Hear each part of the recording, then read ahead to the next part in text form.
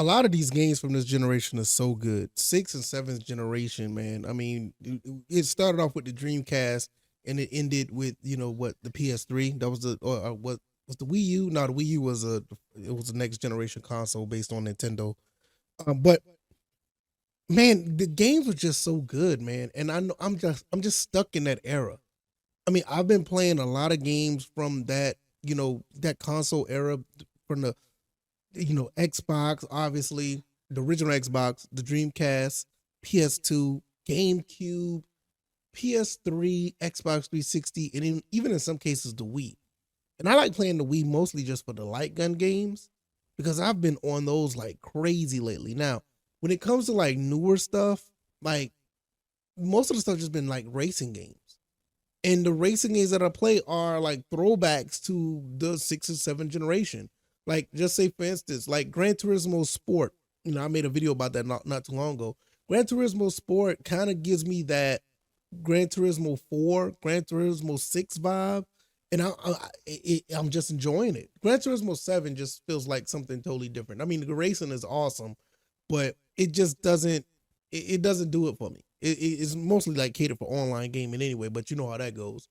Um, I haven't even tried the new Forza Motorsport. A lot of people was telling me that that's not the game. It's not the game to play. But like even Forza 5, 6, and 7 is basically more like a throwback to Forza 4 and definitely like Forza 1. I mean, those games like been so consistent racing wise, but nevertheless, I've just been having a blast in that era of gaming. And I don't know, and I'm be honest, I don't think that the gaming world is going to get back to that, where you got full complete games that aren't necessarily overtly broken. I mean, even back in the PS3, Xbox 360 days, they started that, but most of the games you could really play, and some of those games still look good to this day. And even if the sixth generation stuff, they have HDMI converters where you can play them on a flat screen TV, and they look just fine. I mean, the Dreamcast holds up very well to this day. I mean, through VGA, they have like so many other HDMI, situations. I've made countless videos on them, and no matter what happens, I always tend to go back to that time. Like lately, I've been playing this right here. I'm playing this Need for Speed Hot Pursuit 2. This game for the PlayStation 2 is so good. So good. I mean, that's just one of many. I have plenty of other games back here I've been playing. But that game right there is so good because of the fact that it has its own, it has its own uniqueness compared to the Xbox and GameCube one. Maybe one day I may stream it so we can like have fun and watch, play and watch me play it or whatever, or watch how it plays out. But those games back then are just so good, man. I just can't think. I mean, you think about all the fighting games, all this in all of the adventure games that you have. Like nowadays, these AAA games are like they're not. I'm not saying that they're bad. They just don't come out the way that they should, or they don't come out consistently. Nowadays, I mean, Sony is in a situation now where they're not going to be dropping the game no time soon. Xbox haven't been dropping games. Nintendo's been doing their thing, but do we really consider Nintendo like a next generation experience? I mean, Nintendo's more of a, I mean, they're just like a throwback to the GameCube or something. I mean, literally, if you really think about it, the Switch has its own like unique proprietary type of things, but the quality of those games are like throwbacks to the GameCube era. I mean, these are not like wonky Wii control type games. Well, some of them are.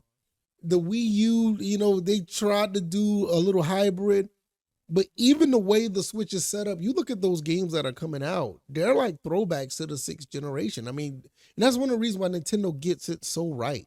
You know what I mean?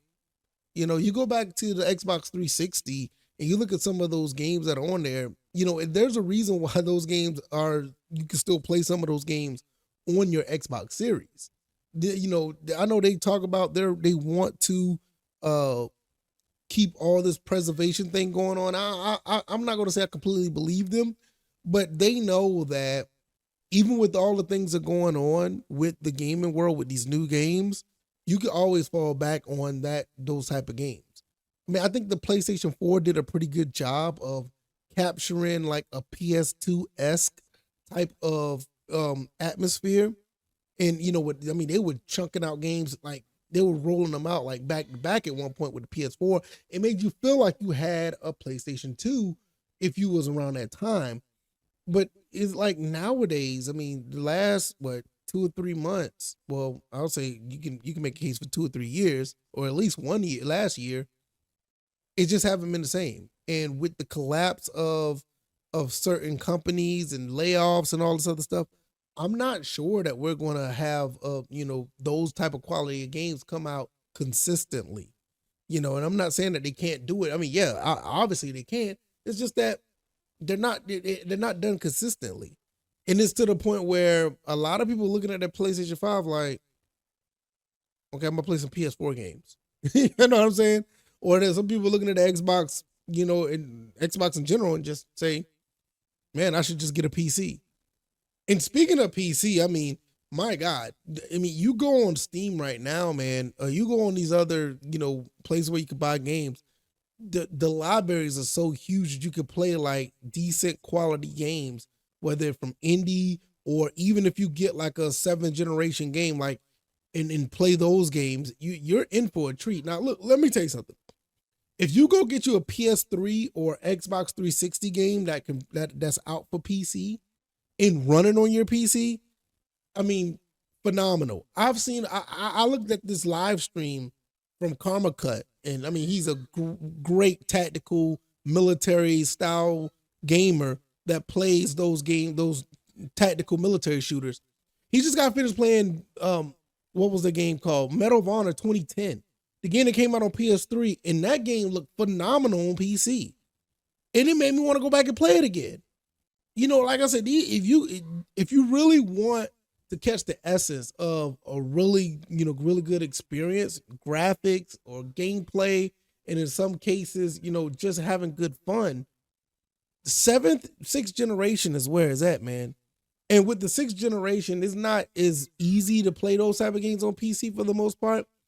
If you go out and just purchase one of the four, either whether it be Dreamcast, GameCube, PS2, or Xbox, if you have one, you would know. Or if you don't know, I highly recommend you just get one of those consoles and just play them.